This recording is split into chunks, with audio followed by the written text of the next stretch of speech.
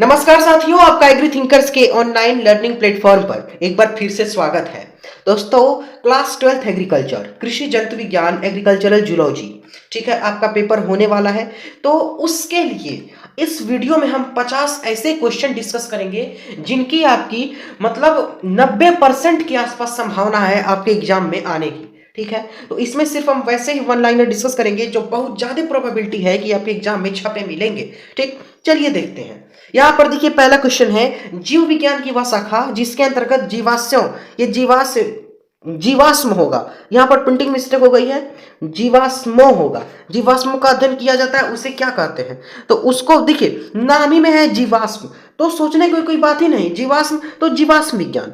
देखिए, पैलिएंटोलॉजी इंग्लिश में बोलते हैं। देखिए, पैलिएंटोलॉजी, इसमें क्या करते हैं, इसमें जो एनिमल होते हैं उनका हम यानी जो फॉसिल होते हैं उनके यानी अस्थियों वगैरह को स्टडी करते हैं। ठीक है, हड्डियों वगैरह को स्टडी करते हैं, तो उसको जो है यहाँ पर पैलिएंटोलॉजी कहा जाता है। तो इसका आंसर आपका हो जाएगा पैलिएंटोलॉजी। फिर जंतु स्वयंपोषी नहीं होते, कारण लिखिए। जो एनिमल होते हैं वो ऑटोट्रॉफ क्यों नहीं होते, उसका क्या कारण है? तो उसका साधारण सा कारण यही है कि जो जंतु होते हैं एनिमल में हरित लवक, ठीक है, जो क्लोरोप्लास्ट होता है वो नहीं पाया जाता। इस कारण, ठीक है, जो जंतु है वो स्वपोषी नहीं होते, यानी हेट्रोट्रॉफ होते हैं, ऑटोट्रॉफ नहीं होते हैं। ठीक है, दूसरे से अपना खाना लेते हैं। ठीक, इसी कारण। लेकिन एक बात आपको यहां पर ध्यान में रखनी है, युग्लिना को छोड़कर। देखिए, युग्लिना क्या है? युग्लिना एक ऐसा एनिमल है जो क्या करता है, ये इसमें क्लोरोप्लास्ट पाया जाता है, हरित लवक पाया जाता है, और ये प्रकाश संश्लेषण करके अपना खाना भी बना लेता है। ठीक है तो एनिमल, ठीक है, लेकिन इसमें सिर्फ यही एक ऐसा एनिमल है जिसमें क्लोरोप्लास्ट यानी हरित लवक होता है, और उसके से ये प्रकाश संश्लेषण की प्रोसेस करके अपना खाना बना लेता है। ठीक है, तो इस कारण जो है आपको ध्यान रखना है। एक बात और मैं आपको बता दूं, पूछा जाता है यहाँ पर सजीव और निर्जीव के बीच की कड़ी, कनेक्टिंग लिंक बिटवीन, मतलब जो है आपका प्लांट एंड एनिमल। सबसे पहले आपको बता दूं, पादपों और जंतुओं के बीच की कड़ी, connecting link between plant and animal, तो वो होता है युग्लिना। ये आप ध्यान में रखेंगे, ये कई बार पूछा जाता है। Connecting link between plant and animal, Euglena, जंतु और पादपों के बीच की कड़ी। फिर देखिए, connecting link between living and non living, सजीव और निर्जीव के बीच की कड़ी, तो विषाणु को यानी वायरस को कहते हैं। फिर आगे देखिए, जंतु कोशिका की दो मुख्य विशेषताएं लिखिए। क्या विशेषता होगी? देखिए, पूरा का पूरा मैंने आपको सिलेबस कवर कराया है। जंतु कोशिका में जो कोशिका भित्ति होती है, ठीक है, वो नहीं पाई जाती, और जो क्लोरोप्लास्ट है वो नहीं पाया जाता। अभी मैंने ऊपर ही आपको बताया, जंतुओं में हरित लवक नहीं होता, इस कारण वो स्वपोषी नहीं होते। ठीक है, प्रकाश संश्लेषण नहीं कर पाते। और जो कोशिका भित्ति होती है, जिसको सेल वॉल बोलते हैं, ये भी जंतुओं में नहीं पाई जाती, सिर्फ पादपों में ये पाई जाती है। आगे देखते हैं क्वेश्चन नंबर 4। देखिए, अभी मैंने ऊपर आपको बताया निर्जीव और सजीव के बीच की कड़ी, तो वायरस यानी विषाणु बता चुका हूं। फिर सजीव तथा निर्जीव की वृद्धि में क्या मुख्य अंतर है? तो जो सजीव होता है उसमें क्या होता है, आपका जो आपके लिविंग होते हैं उसमें आंतरिक और बाह्य वृद्धि दोनों होती है, लेकिन निर्जीव में सिर्फ बाह्य वृद्धि। इस लाइन, ये भी लाइन वैसे अपनी तरफ सही है आंसर, लेकिन एक बात और इसमें जोड़ सकते हैं, सजीव में आंतरिक तथा बाह्य वृद्धि दोनों होती है, लेकिन जो बाह्य वृद्धि है वो सिर्फ एक निश्चित सीमा तक होती है, लेकिन निर्जीवों में सिर्फ और सिर्फ बाह्य वृद्धि होती है। फिर लिखा है, स्तनी जंतुओं में दांतों की विशेषता, जो मैमल्स हैं उनमें दांतों की, जो उनके दांत होते हैं उसकी क्या विशेषता है?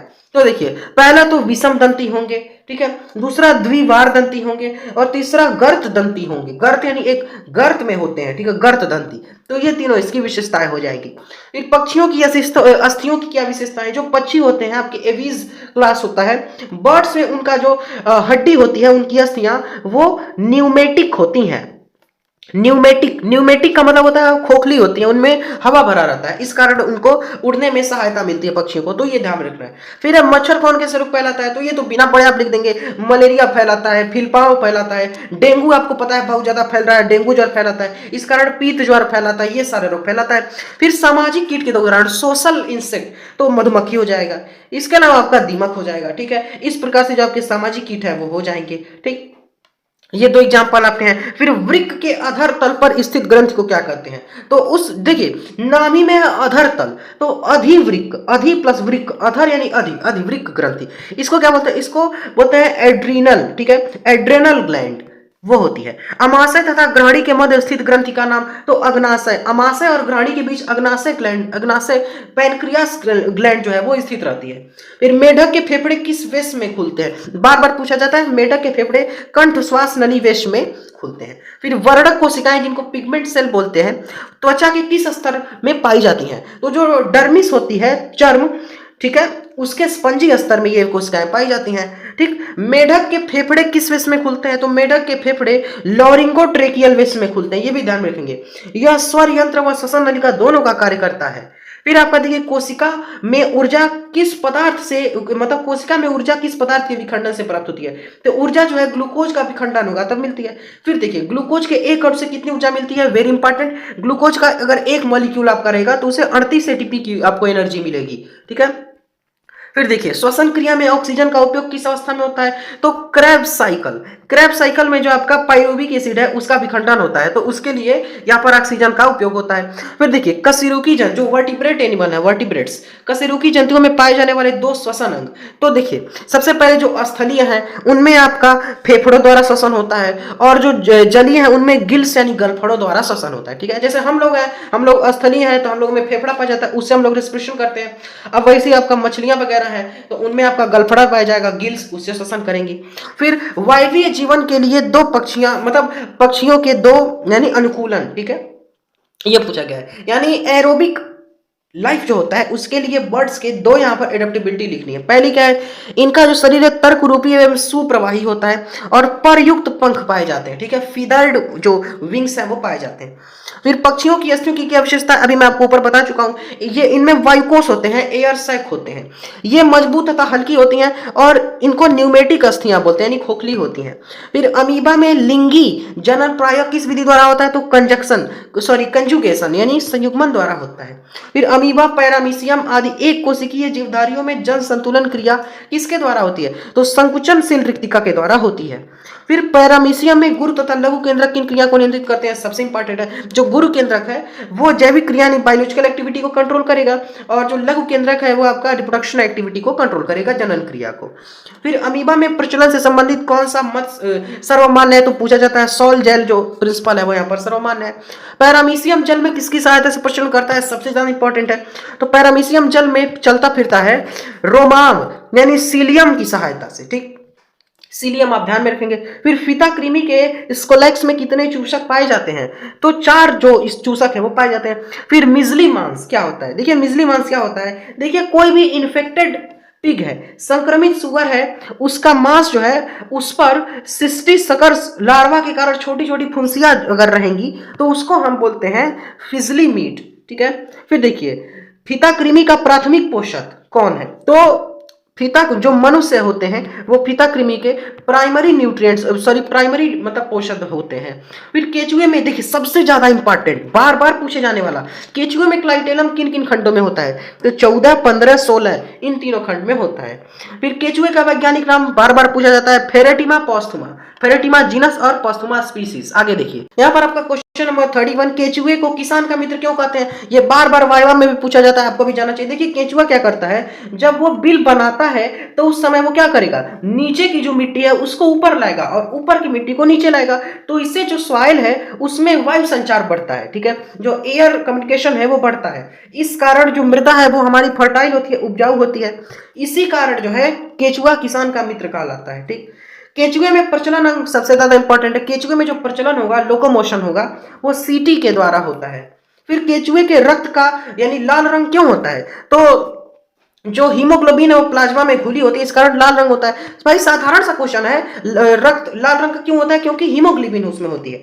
केचुए में पाए जाने वाले वृक्कों के नाम, तो देखिए इसमें वृक्क कैसे होते हैं केचुए में, तो सबसे पहला पटीय पाया जाएगा, फिर अध्यावर्णी और ग्रसनीय वृक्क पाए जाएंगे। फिर देखिए केचुए की आंत्रमुखी वृक्कों की क्या विशेषता है, तो देखिए जो आंत्रमुखी वृक्क होंगे उसमें उत्सर्जी पदार्थों को आहार नाल में डालते हैं, आंत्रमुखी जो वृक्क होते हैं। ठीक, फिर कॉकरोच यानी तिलचट्टा का वैज्ञानिक नाम सबसे ज्यादा इंपॉर्टेंट, ये होता है पेरीप्लेनेटा अमेरिकाना। ठीक, बड़े अच्छे से आप ध्यान रखेंगे। फिर मधुमक्खी का वैज्ञानिक नाम, तो एक सिंपल सा नाम है एपिस इंडिका, ध्यान में रखेंगे। अगर भारतीय मधुमक्खी पूछे तब भी यही, इसके अलावा एपिस मेलिफेरा भी होता है, एपिस ड्रोसेटा भी होता है, लेकिन अगर मधुमक्खी या भारतीय मधुमक्खी के पूछे तब ये लिखेंगे। फिर कॉकरोच में श्वसन हेतु कौन सी रचनाएं होती हैं, तो कॉकरोच और जो कीट है, इंसेक्ट है, उनमें ट्रैकिया पाई जाती है, इससे उनमें रिस्पिरेशन होता है। फिर कॉकरोच के प्रथम जोड़ी पंख को क्या कहते हैं, तो उसको इलाइट्रा कहते हैं, यानी ढांपन पंख कहते हैं। देखिए आप बीएससी एजी करेंगे तो एंटोमोलॉजी सब्जेक्ट में आप सभी प्रकार के जो इंसेक्ट हैं उनमें कौन कौन से प्रकार के पंख है वो आप देखेंगे। ठीक है, इलाइट्रा होता है, इसका नाम मेम्ब्रेनस होता है, तो वो आप बीएससी एजी में पढ़ेंगे।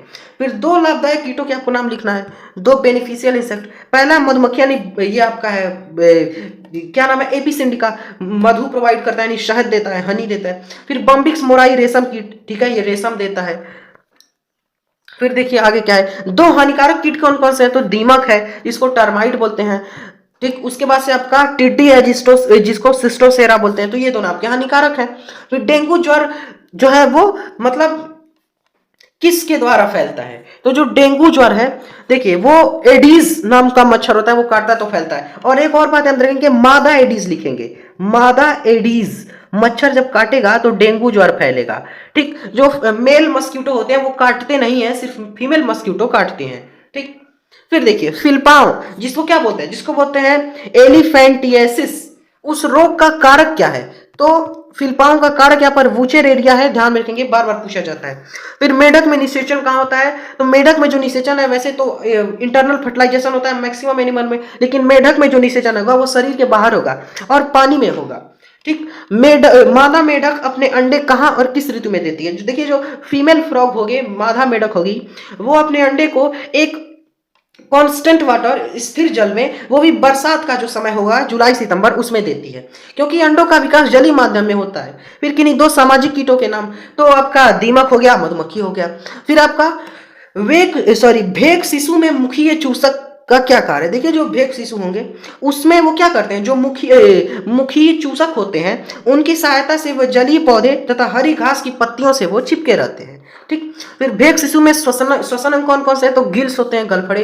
फिर कायांतरण जो आपका होता है, मेटामॉर्फोसिस, उसमें थायराइड ग्रंथि का क्या कार्य है, जो थायराइड होती है वो थायरोक्सिन नाम का एक थायराइड ग्लैंड जो है वो थायरोक्सिन नाम का हार्मोन सिक्रेट करती है। ठीक, उसके बाद से है मतलब क्या है, देखिए कायांतरण थायराइड ग्रंथि द्वारा स्रावित थायरोक्सिन हार्मोन से होता है। ठीक, फिर क्या है, देखिए मधुमक्खी के सांकेतिक सूचना प्रणाली को कहते हैं, देखिए मधुमक्खियां जो वैगल डांस करती हैं उससे जो है यहाँ पर सांकेतिक सूचना जो है वो उसका प्रसारण होता है। ठीक है दोस्तों, यहाँ पर आपका क्लास खत्म होता है। इस 50 में से आपके एग्जाम में जो है कितने क्वेश्चन है वो तो खुद ही बताएंगे आगे। ठीक, तो मिलते हैं नेक्स्ट वीडियो में, जुड़े रहेंगे एग्री थिंकर्स के साथ। Thanks for watching, take care, have a nice day. इन इंस्ट्रक्शंस को फॉलो करें, वीडियो को ज्यादा से ज्यादा शेयर करें, टेलीग्राम चैनल व्हाट्सएप ग्रुप से जरूर जुड़े, लिंक है डिस्क्रिप्शन में। ठीक है, मिलते हैं नेक्स्ट वीडियो में।